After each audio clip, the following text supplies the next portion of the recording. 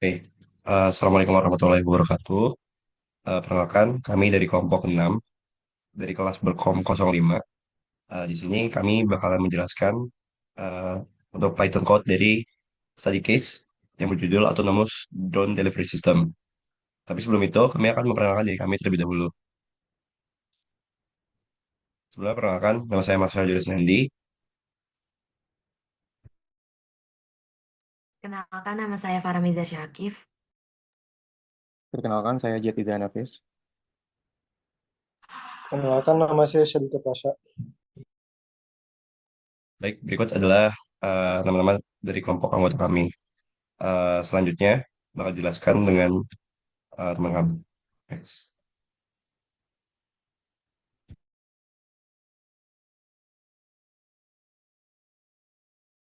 Silakan, Sojiko. Di Oke. Oke, to start kita bakal ngomong tentang case diagram dulu. Jadi apa sih case ini sebenarnya? Jadi case ini tuh sebenarnya tentang drone, di mana drone ini itu dia mau cari gimana supaya dia lebih efisien, bisa baterainya lebih hemat, dan juga dia bisa memprioritaskan waktu packagingnya untuk di delivery.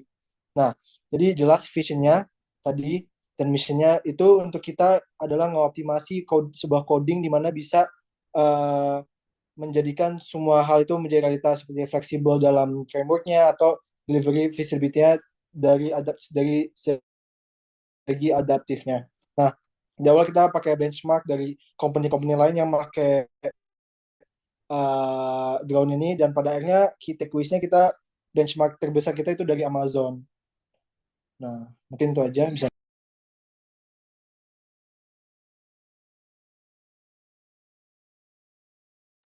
Oke, selanjutnya di sini ada flowchart-nya. Jadi untuk awal akan ditentukan apakah ada paket atau tidak. Kalau misalkan tidak ada paket, drone akan kembali ke hub, lalu landing, dan selesai. Namun jika ada paket, akan ditentukan jumlah paketnya terlebih dahulu. Setelah itu akan dilakukan pre-flight check untuk setiap paketnya. Lalu akan dihitung prioritas untuk paket yang ada. Setelah itu ditentukan apakah baterai yang ada di atas 20% atau tidak.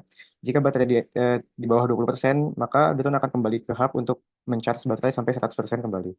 Namun jika baterai berada di atas 20%, akan langsung melakukan pengiriman ke tujuannya berdasarkan prioritas paket. Nah, apabila di tengah jalan ada hambatan berupa cuaca, jika cuacanya buruk, akan mengurangi kecepatan dan ketinggian. Namun jika cuacanya normal, kecepatan dan ketinggiannya akan tetap normal. Selanjutnya, bila di tengah perjalanan ada hambatan kembali, akan ditentukan apakah hambatan tersebut berupa hambatan fisik atau berupa baterai yang berada di bawah 20%. Jika hub dan merecharge sampai 100%. Namun ada adalah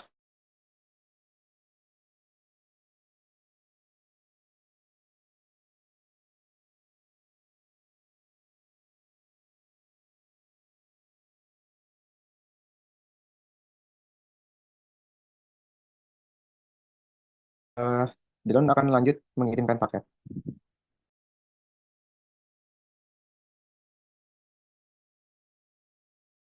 Oke, jadi untuk kode ini akan kami bagi menjadi beberapa kode, eh, yaitu menjadi 4 kode. Yang mana yang pertama kami bakal menjelaskan terkait konfigurasi global dan konstanta. Jadi untuk konfigurasi global dan konstanta ini, itu kita bisa dibilang menginput base dan juga payload, waiter, serta traffic untuk eh, masing-masing apa yang ingin diinput gitu. Dengan dalih kita menggunakan energi consumption. Mana energi consumption ini merupakan sebuah dictionary untuk menyimpan berbagai parameter terkait konsumsi energi drone, mulai dari base per kilometer, kemudian payload penalty, lalu waiter penalty, traffic penalty, dan sebagainya yang kita bangun dari awal. Kemudian di bawah juga ada safety buffer. Jadi kalau misalnya batas bawahnya ini kurang dari 20%, maka dia nggak bakalan bisa landing, atau landing itu nggak sukses gitu.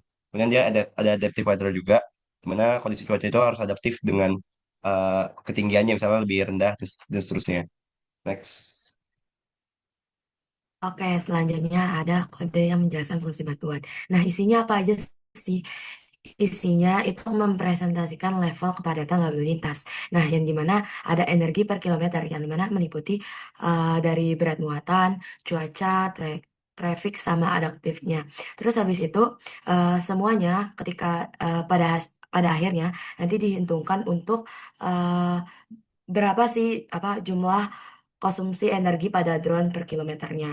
Nah, selanjutnya yang kedua ada fungsi dari skor prioritas yang dimana kita bisa mengurutkan dari urgensinya, nilai suatu barangnya ataupun kayak customer type-nya misal atau VIP instan atau biasa gitu dan lain-lain. Next.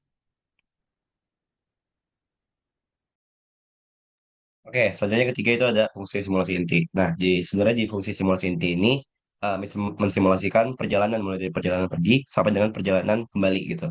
Nah, jadi kalau misalnya kita mau lihat, pertama ini bakal dimulai dengan dev simulate terkait adaptive delivery dengan memperhitungkan yang sudah dijelaskan sebelumnya.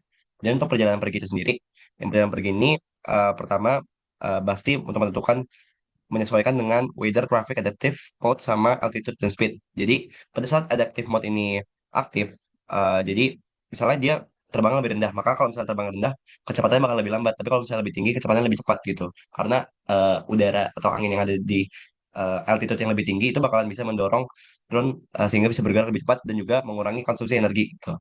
Kemudian dicek juga batas aman baterainya. Kalau misalnya masih dari 20% atau berapa, itu masih bisa berjalan. Tapi kalau misalnya kurang dari 20% nggak bisa. Next. Nah, kemudian untuk perjalanan pulangnya, sebenarnya perjalanan pulang ini hampir mirip dengan perjalanan pergi gitu. Mempertimbangkan waiter dan seterusnya. Kemudian di akhirnya itu bakalan ada status akhir misi gitu. Kalau misalnya baterainya kurang dari 0% setelah mendarat, maka misi bakal dianggap gagal karena drone-nya bisa dibilang tidak efisien gitu. Kemudian kalau misalnya baterai masih ada gitu sekitar 10 atau berapa, maka misi bakal berhasil karena drone berhasil kembali dengan sempurna. Next. Oke, siap. Selanjutnya di sini ada fungsi utama dari programnya. Yang pertama itu ada input jumlah produk dan input detail untuk setiap produk. Di mana input jumlah produk ini meminta pengguna untuk memasukkan jumlah produk yang akan diantar. Nah, setelah itu eh, untuk setiap produk akan diisi nama, jarak, berat, urgensi, dan tipe pelanggannya. Setelah itu prioritas setiap produk akan dihitung menggunakan perhitungan prioritas. Boleh di next.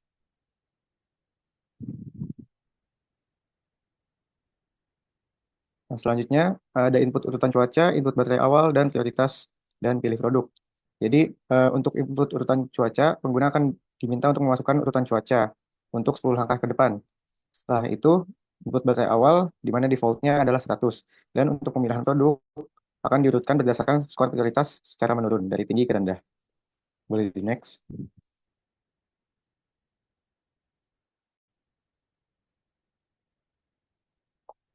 Lalu yang terakhir ada eh, fungsi jalankan simulasi dan tampilkan hasil, di mana untuk menjalankan simulasi akan dipanggil dengan detail produk terpilih, baterai awal, dan urutan cuaca. Sedangkan setelah itu akan menampilkan hasil dengan ringkasan pengiriman dicetak, termasuk detail produk, skor prioritas, hasil misi, dan sisa baterai. Oke, selanjutnya dari codingan tersebut kita tentunya memasukkan input-input yang dimana kita mengambil contoh baju, obat, dan minuman bersoda. Nah, selanjutnya pada hasil output itu kita memulai dengan baterai 100%. Nah, yang dimana kita membutuhkan 5 unit dan selanjutnya bisa kita lihat ada eh, perjalanan menuju tujuan dan akhirnya pengiriman dan perjalanan kembali ke markasnya dan status misi selesai. Next. Jadi untuk disimpulkan tadi ada 5 hal yang kita perhatikan. Distance per kilometer, payload per kilogram, terus weather, traffic penalty, dan take off, sama landing cost. Tadi juga ada adaptive behavior, di mana kalau misalkan hujan, 400 feet turun jadi 200 feet. Juga kecepatannya diturunkan. Dan begitu juga ada kalkulasi yang kita lakukan untuk save energy, untuk energy consumption kita, which is yang ada di depan ini rumusnya. Oke, boleh next. Oke, mungkin sekiranya sekian penjelasan dari kelompok kami. Kurang lebih mohon maaf. Terima kasih.